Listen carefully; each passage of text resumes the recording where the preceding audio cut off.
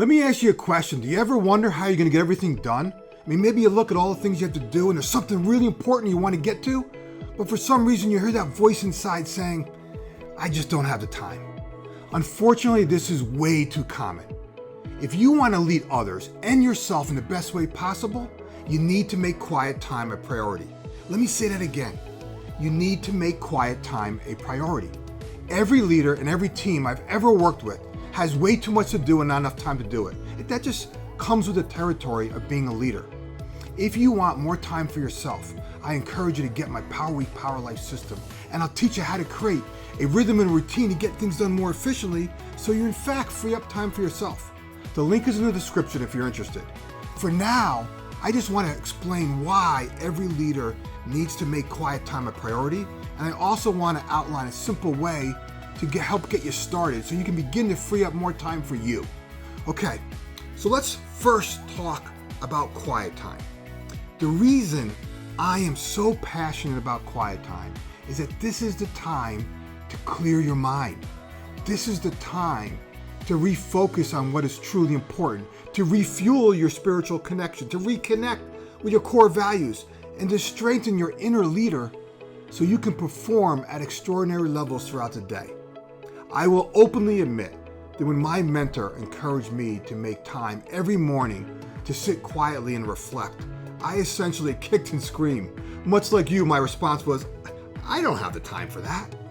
But I gotta tell you, with practice, I discovered the exhilarating power that is created from quiet time. Time to think about what I'm doing. Time to reflect about how I'm doing it. Time to evaluate what is important. Review where my time and energy is best spent and with whom. This daily discipline alone has worked miracles for my career and has helped me in every area of my life. In fact, I credit this one habit with turning my life around and allowing me to be the man and the person I am today. When I consciously make quiet time a priority, amazing things happen.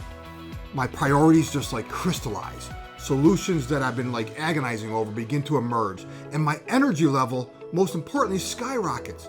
And not only do I benefit from this exercise, but those I interact with during the course of the day also benefit. Okay, so now let's talk about how to get started. I encourage you to get up a little earlier every single day and dedicate the first 30 minutes of your day to you. Yes, you. And if you're not a morning person, right? If you're kicking back on, hey, I'm not a morning person, Rip, close your day with reflective quiet time before you go to bed. And it doesn't matter whether you choose to do this in the morning or before you go to bed. Simply just call this practice your daily leadership ritual. Quiet time to prepare your mind, your body, and your spirit for the day ahead.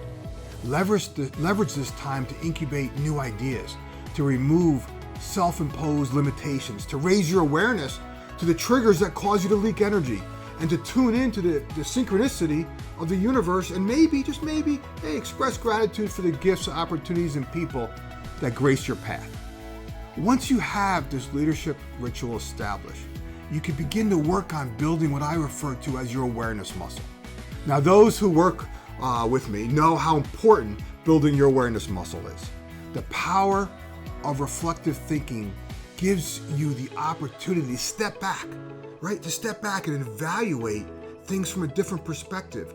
And when you make even the slightest shift in how you see what is happening around you, you begin to change your inner dialogue, which allows you to positively influence everything you touch. It's that amazing. This simple practice alone will change your life. It is without question the one habit I can point to that's changed the course of my life, both personally and professionally. So here's my advice. Start with 30 minutes a day and work up from there. Every person I've ever coached or trained who is listening to this is probably smiling right now because they know firsthand how powerful this practice is. And if you're one of those people, comment below, because this is just, you know. Creating the life and business you desire starts with establishing a daily leadership ritual of reflective thinking. And the more you reflect on what you're doing, the more aware you will become of how much time is wasted on things that don't matter, and how much of that time could actually be reallocated to yourself. This practice is not limited to just your morning routine. You can work on building your awareness muscle throughout the day. In fact, I highly encourage it. The simple truth is that your to-do list will continue to increase. Mine does. And when this happens, our natural reaction as humans is just to pedal faster, work harder, and do more. But what if you did the opposite? What if you simply took a 10-minute time out during the day? I know, you don't have time, right? Seriously, are you still buying into that story?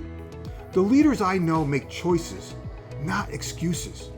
When life gets crazy, and guess what? It's going to get crazy. Effective leaders choose to connect with their inner voice. Why? So they can evaluate what they're doing and then begin to make the appropriate adjustments. For me personally, taking a time out during the day is just like a cool opportunity to center myself. It's in a quiet place where I can evaluate how I feel about something and think through what I really need to accomplish and the most graceful way to achieve it.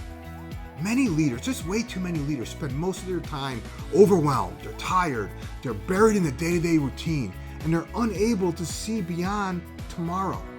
As a result, their mind is always like in this frenzied state. And I gotta tell you, a frantic mind is not a creative mind, and there's nothing the frantic mind could come up with that could be truly useful. In fact, it's difficult to hear your inner voice when your frantic mind is like just throwing a temper tantrum. Here's the truth. The answers you seek are already being spoken. The problem is the noise around you and in your own head is way too loud for you to hear them. So I want you to start today and make a renewed commitment to creating a morning leadership ritual and work on building your awareness muscle.